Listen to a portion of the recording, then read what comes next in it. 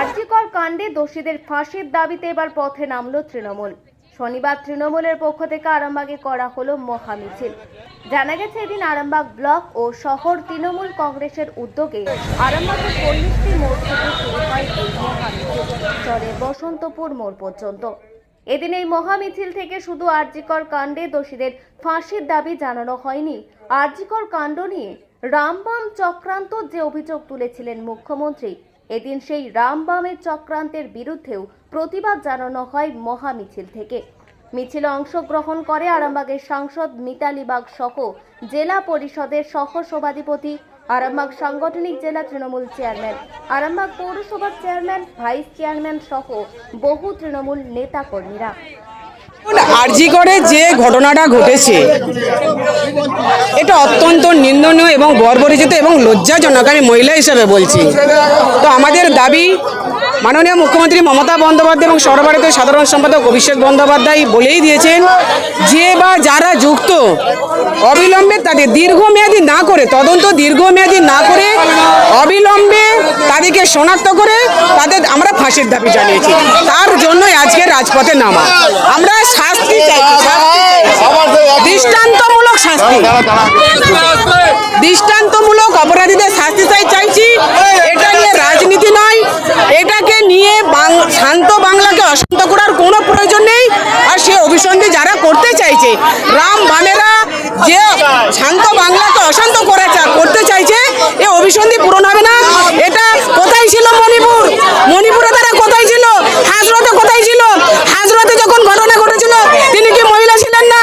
যখন মণিপুরে ঘটনাটা ঘটেছিল সেইটাও একটা বাড়ির মহিলা ছিল।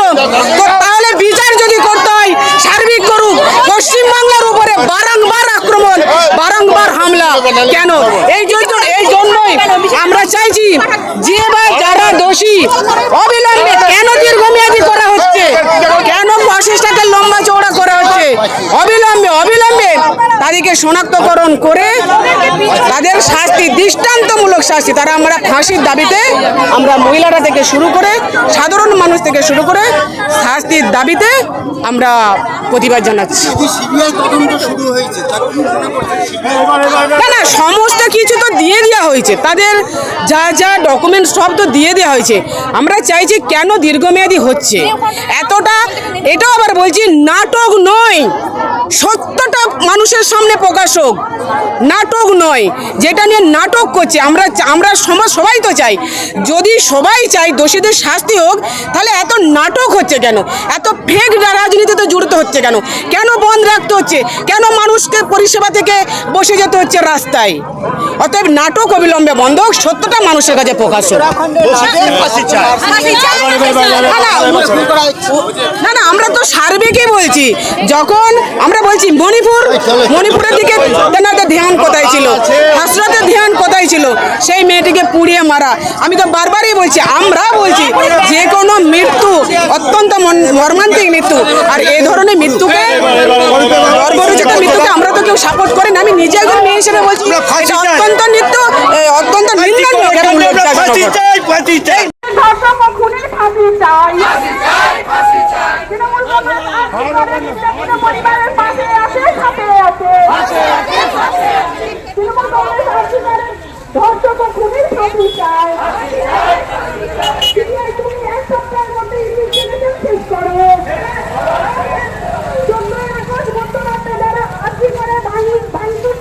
আমরা তাদেরও শাস্তি চাই।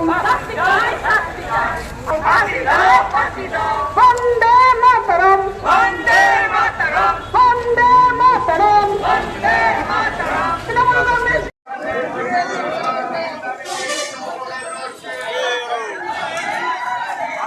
ব্লকের এবং আমাদের পঞ্চায়েতের সমস্ত তৃণমূল কর্মীরা আমরা একত্রিত হয়েছি। এই অন্যায়ের তীব্র প্রতিবাদ করছি, এই নক্কারজনক ঘটনার ধিক্কার জানাচ্ছি। আমরা যে আত্মা চলে গেছেন, যে মেয়েটি চলে গেছে, আমাদের বাড়ির কোনো মেয়ে বা আমাদের বাড়ির বোন বা আমার তো ছোট মেয়ের মতন, সে তাকে আমরা তার আত্মার শান্তি কামনা করছি এবং আমরা চাইছি উপযুক্ত শাস্তি হোক, চরমতম শাস্তি, ফাঁসি হোক, ফাঁসি চাই। আমরা আজকে এখানে ফাঁসি চাই। সেকেন্ডবার কেউ এরকম করতে গেলে যেন সে দ্বিতীয়বার যেন এরকম শাস্তি না পায়। আমরা মিছিলটা পল্লীশ্রীর মোড় থেকে আমাদের এখানেতে যাবে আমাদের বসন্তপুর মোড় পর্যন্ত।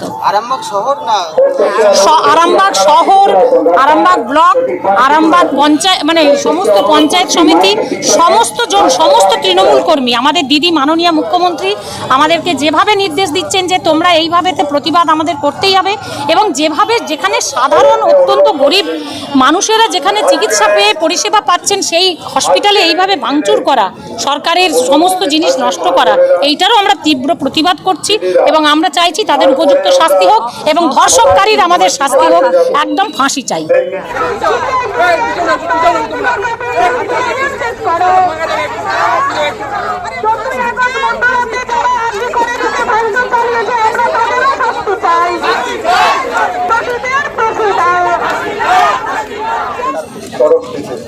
দেখুন, আজকে আপনারা প্রত্যেকেই জানেন, এইমাত্র আমাদের এই টাউনের ভাইস চেয়ারম্যানও বলেছে। আমি শুধু এটুকুই বলবো যে আরজি কলেজ যে ঘটনাটি ঘটেছে, তিনি একজন ডাক্তার। তিনি ডাক্তার মানে তিনি প্রত্যেকটা সময় মানুষকে পরিষেবা দিয়ে এসছেন, মানুষের সুস্থতার কথা ভেবে এসছেন। আজকে তার 4 বছর যে পূর্ণতা ডাক্তার, তার মধ্যে 2 বছর কমপ্লিট হয়ে গিয়েছিল, আর কিছুদিনের মধ্যেই সে পূর্ণাঙ্গ ডাক্তার হতো এবং মানুষের সেবা করতো।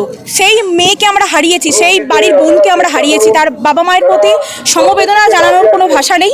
তাই আজকে আমরা সমস্ত মহিলারা এবং আরামবাগ টাউনের প্রত্যেক নেতৃত্ব থেকে শুরু করে প্রত্যেক জেলায় আমাদের আন্দোলন সংগঠিত হয়েছে এবং আমরা প্রত্যেকটা সময় আমরা প্রত্যেক মহিলারা আমরা এই মিছিল থেকে আমরা তার ফাঁসির দাবি জানাচ্ছি। আমি এই টাউনের যুব সভানেত্রী প্রিয়াঙ্কা দাস।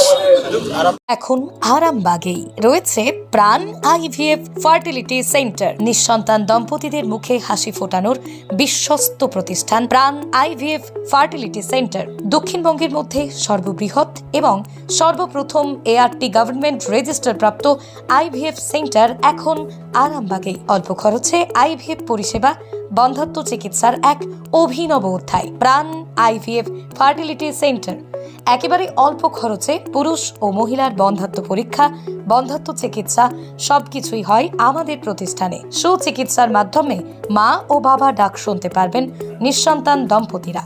তাহলে আর দেরি কেন? আজই যোগাযোগ করুন প্রাণ আইভিএফ ফার্টিলিটি সেন্টারে। ঠিকানা বসন্তপুর, আমতলা, 2 নম্বর রেলগেট, আরামবাগ, হুগলি।